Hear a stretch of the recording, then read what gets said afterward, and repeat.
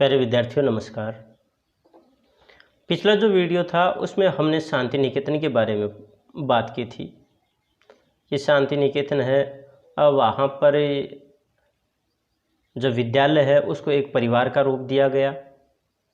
विभिन्न जो शिक्षक हैं उनको एक तरह से रिश्तों के रूप में यानी कि नाम दिए गए। वहीं पर गांधी जी के द्वारा दिया गया जो सुझाव था रसोई घर को लेकर के, और वहाँ का जो शिष्टमंडल था एक तरह से, या यूँ कहें कि वहाँ के जो लोग थे उन्होंने भी उस बात को बहुत अच्छे ढंग से स्वीकार किया और काम करने लगे।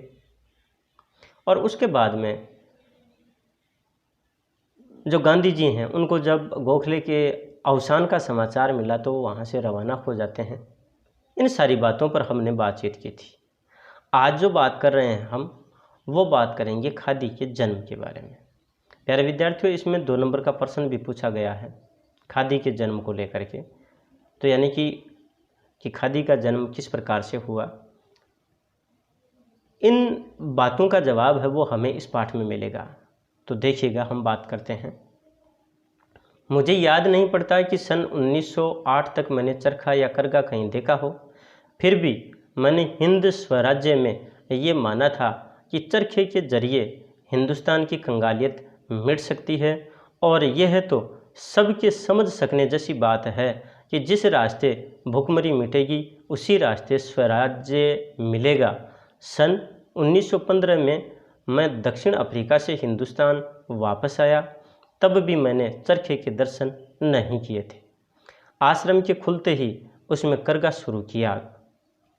करघा शुरू करने में भी मुझे बड़ी मुश्किल का सामना करना पड़ा। हम अनजान थे, अतएव करघे के मिल जाने भर से करघा चल नहीं सकता था। आश्रम में हम सब कलम चलाने वाले या व्यापार करना जानने वाले लोग इकट्ठा हुए थे, हम में कोई कारीगर नहीं था। प्यारे विद्यार्थियों, यहाँ पर गांधी जी ने जो बात बताई है इस बिंदु में या इस शीर्षक में कि खादी का जो जन्म है वो किस प्रकार से हुआ या क्या स्थिति थी इसके बारे में, तो लेखक यहाँ पर ये बात कर रहा है कि 1908 तक तो चरखा या करघे का नाम ही नहीं सुना था। चरखा जो होता है वो सूत काटने की एक तरह से मशीन कह सकते हैं उसको, और जो करघा होता है वो जो काता हुआ जो सूत है उसके द्वारा कपड़ा बुनना, उसका जो यंत्र होता है करघा। तो इनके बारे में यानी कि इन लोगों को जानकारी नहीं थी। और इन्होंने जो हिंद स्वराज्य यानी कि जो अखबार था इनका, उसमें यानी कि उन्होंने ये माना था कि इसके माध्यम से यानी चरखे के माध्यम से हिंदुस्तान की जो कंगालियत है, जो गरीबी है, वो मिट सकती है। और ये सबके समझ सकने की बात ही है एक तरह से कि जिस रास्ते भुखमरी मिटेगी उसी रास्ते स्वराज्य मिलेगा।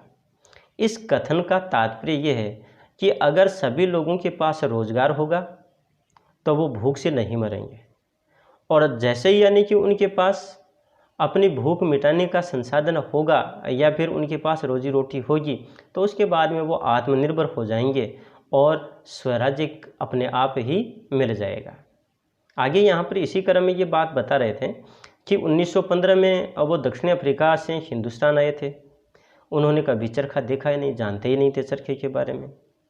आश्रम जो खुला उसमें करघा शुरू किया गया था, और करघा जो शुरू किया उसमें भी बड़ी समस्याएं आई। वो सभी जो लोग थे वो अनजान थे। और दूसरी बात ये भी है कि वहाँ पर उन लोगों को करघा मिल जाने से भी सारा काम नहीं हो सकता था, क्योंकि सूत काटने की ज़रूरत भी पड़ती है और उसके लिए चरखा विशेष यंत्र है। आश्रम में जो जितने भी ये लोग थे वो सारे के सारे पढ़े लिखे थे या फिर व्यापारी वर्ग के थे। अब जैसे चरखा करघा इनके बारे में तो वो जानकारी नहीं रखते थे, इनमें से कोई कारीगर नहीं था। उसी क्रम में आगे देखिए, लेखक कह रहे हैं कि इसलिए करघा प्राप्त करने के बाद बुनना सिखाने वाले की आवश्यकता पड़ी। काठियावाड़ और पालनपुर से करघा मिला और एक सिखाने वाला आया। उसने अपना पूरा हुनर नहीं बताया, पर मगनलाल गांधी शुरू किए हुए काम को जल्दी छोड़ने वाले न थे। उनके हाथ में कारीगरी तो थी ही, इसलिए उन्होंने बुनने की कला पूरी तरह समझ ली, और फिर आश्रम में एक के बाद एक नए नए बुनने वाले तैयार हुए। यहाँ पर जो लेखक है वो कह रहे हैं कि उनके पास में जैसे कि करघा आ गया परंतु कारीगर नहीं था, वहीं पर करघा सिखाने वाले की उनको आवश्यकता पड़ी। इसलिए क्या यहाँ पर वो कह रहे हैं कि काठियावाड़ और जो पालनपुर है वहाँ से तो उन्होंने करघा लिया और एक सिखाने वाला जो व्यक्ति है वो भी वहाँ से आया, लेकिन उन्होंने पूरा जो हुनर है, पूरी जो कला है वो उन लोगों को नहीं सिखाई। इसलिए उन्होंने क्या है कि वो उस कला को सीख नहीं पाए। परंतु इनमें जो एक शख्सियत है, एक जो व्यक्ति हैं मगनलाल गांधी, वो जब भी किसी काम के पीछे पड़ जाते थे तो यानी उस काम को पूरा सीखे बिना छोड़ते नहीं थे, और इस प्रकार से उनके हाथ में कारीगरी भी आई और उन्होंने बुनने की कला को पूरी तरह समझ लिया। उसके बाद में तो आश्रम में यानी कि बहुत सारे जो एक के बाद एक जो बुनने वाले थे वो लोग तैयार हो गए, उनकी टीम है वो तैयार हो गई। आगे देखिएगा,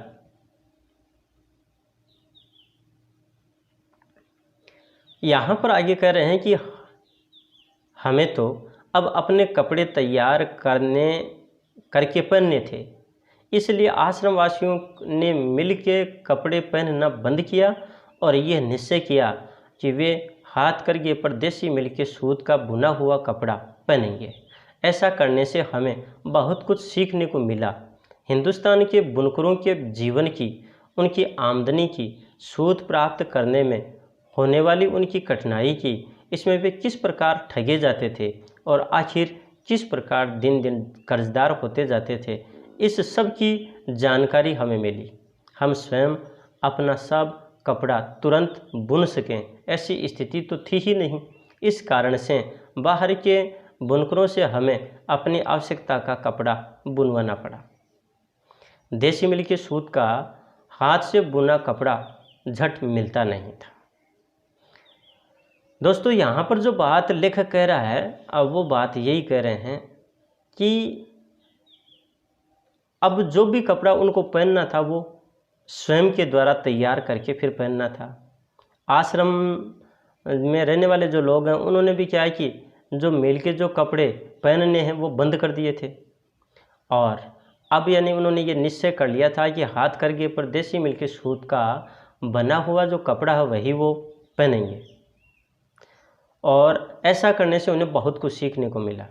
हिंदुस्तान के जो बुनकर थे, कपड़ा बुनने वाले जो लोग थे, सूत काटने वाले जो लोग थे, उनकी जो आमदनी है और सूत प्राप्त करने में उनको होने वाली जो कठिनाई है, उन लोगों को किस प्रकार से वो ठग लेते थे, यानी कि जो दूसरे जो लोग हैं वो, और दिन प्रतिदिन वो कर्जदार होते चले जा रहे थे।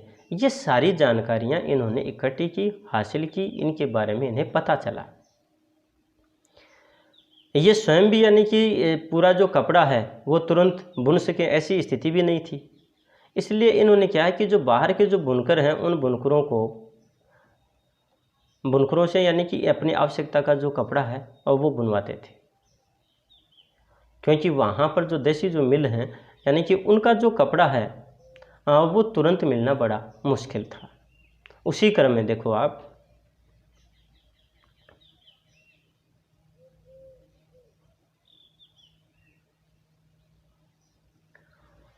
बुनकर सारा कपड़ा विलायती सूत का ही बुनते थे, क्योंकि हमारी मिलें महीन सूत काटती न थी। आज भी वे महीन सूत अपेक्षाकृत कम ही काटती हैं, बहुत महीन तो काट ही नहीं सकती। बड़े प्रयत्न के बाद कुछ बुनकर हाथ लगे जिन्होंने देसी सूत का कपड़ा बुन देने की मेहरबानी की। इन बुनकरों को आश्रम की तरफ से यह गारंटी देनी पड़ी थी कि देसी सूत का बुना हुआ कपड़ा खरीद लिया जाएगा। इस प्रकार विशेष रूप से तैयार कराया हुआ कपड़ा बुनवाकर हमने पहना और मित्रों में उसका प्रचार किया। यूँ हम काटने वाली मिलों के अवैतनिक एजेंट थे। मिलों के संपर्क में आने पर उनकी व्यवस्था की और उनकी लाचारी की जानकारी हमें मिली। हमने देखा कि मिलों का ध्येय खुद काटकर खुद ही बुनना था। वे हाथ करकों की सहायता स्वेच्छा से नहीं बल्कि अनिच्छा से करती थी। दोस्तों, इसमें भी आगे उसी क्रम में जो लेखक हैं वो यही बात कर रहे हैं, सूत की बात को लेकर के बात बता रहे हैं कि हमारे यहाँ पर जो महीन सूत है मशीनों के द्वारा नहीं काटा जाता था, और आज भी वो जो महीन सूत है वो न के बराबर ही मिलता है। बहुत ज़्यादा महीन सूत तो हमारे यहाँ काता ही नहीं जा सकता। बड़े प्रयत्न के बाद यानी कि इन्होंने कुछ जो बुनकर हैं उनको जुटाया और उन्होंने जो देसी सूत का जो कपड़ा है बुन देने का प्रयास किया, मेहरबानी की। और इन बुनकरों को आश्रम की तरफ से ये गारंटी भी देनी पड़ी थी कि देसी सूत का बुना हुआ जो कपड़ा है वो लोग खरीद लेंगे ताकि उन्हें नुकसान नहीं हो, गाठा नहीं हो। इस प्रकार विशेष रूप से तैयार कराया हुआ जो कपड़ा है वो बुनवाकर इन्होंने पैना और मित्रों में भी उसका प्रचार प्रसार करवाया। यूँ तो हम काटने वाली मिलों के अवैतनिक एजेंट बने थे। वो मिलों के संपर्क में आने पर उनकी व्यवस्था की और उनकी लाचारी की जानकारी भी उन्हें मिली। यहाँ पर लेखक कह रहा है कि मिलों का जो मुख्य उद्देश्य था वो था यानी कि खुद काट कर खुद ही बुनना, और वे हाथ करघों की सहायता से स्वेच्छा से नहीं बल्कि अनिच्छा से ही करती थी। वो उनमें इच्छा नहीं थी लेकिन फिर भी उन्हें मजबूरन ऐसा करना पड़ता था। फिर आगे देखिएगा,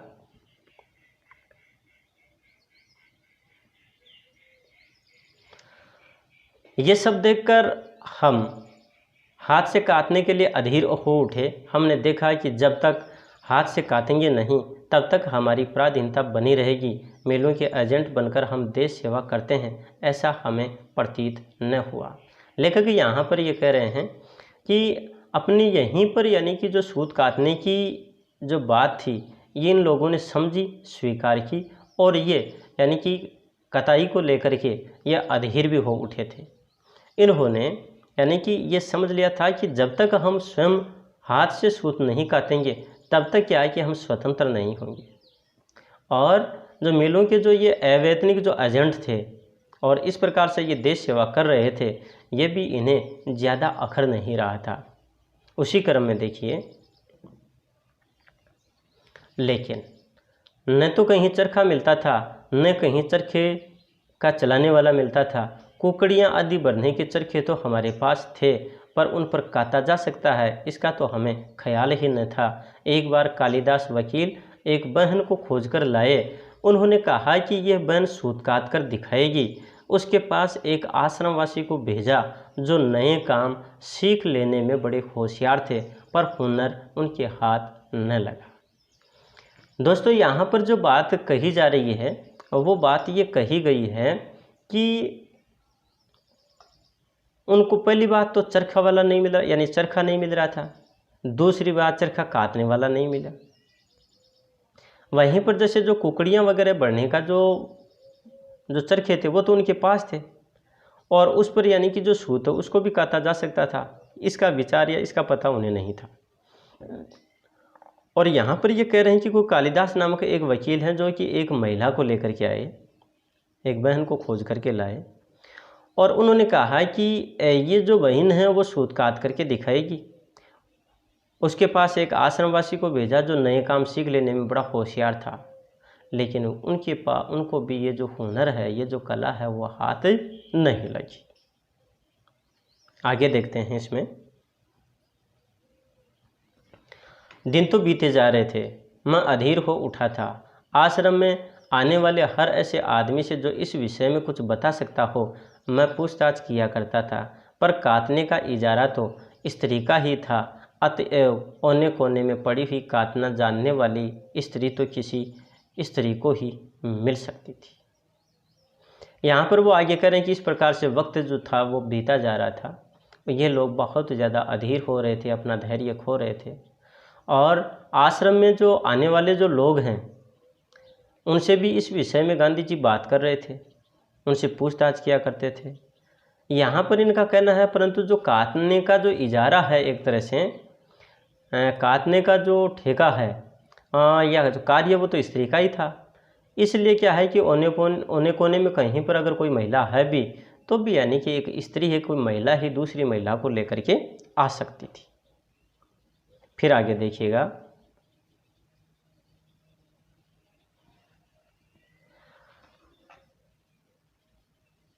सन 1917 में मेरे गुजराती मित्र मुझे बढ़ोच शिक्षा परिषद में घसीट ले गए थे। वह महासासी विधवा बहन गंगाबाई मुझे मिली। वे पढ़ी लिखी अधिक नहीं थी, पर उनमें हिम्मत और समझदारी साधारणतया जितनी शिक्षित बहनों में होती है उससे अधिक थी। उन्होंने अपने जीवन में अस्पृश्यता की जड़ काट डाली थी। वे बेधड़क दलितों से मिलती और उनकी सेवा करती थी। उनके पास पैसा था, पर उनकी अपनी आवश्यकताएं बहुत कम थी। उनका शरीर सुदृढ़ था और चाहे जहां अकेले जाने में उन्हें जरा भी झिझक नहीं होती थी। वे घोड़े की सवारी के लिए भी तैयार रहती थी। इन बहन का विशेष परिचय गोधरा की परिषद में हुआ था। अपना दुख मैंने उनके सामने रखा और दमयंती जिस प्रकार नल की खोज में भटकती थी, उसी प्रकार चरखे की खोज में भटकने की प्रतिज्ञा करके उन्होंने मेरा बोझ हल्का कर दिया। प्यारे विद्यार्थियों, प्रश्न पूछने की दृष्टि से या प्रश्न बनने की दृष्टि से ये जो पैराग्राफ है बहुत महत्वपूर्ण है, इसलिए हमें इस पर ध्यान देना है। यहाँ पर जो लेखक है वो कह रहे हैं कि 1917 में उनके जो कुछ मित्र थे, गुजराती मित्र, उनको बड़ौच शिक्षा परिषद ले गए। वहाँ पर एक विधवा बहन थी जिसका नाम था गंगाबाई। और याद रखना, गंगाबाई को आधार बना करके प्रश्न पूछा जा सकता है।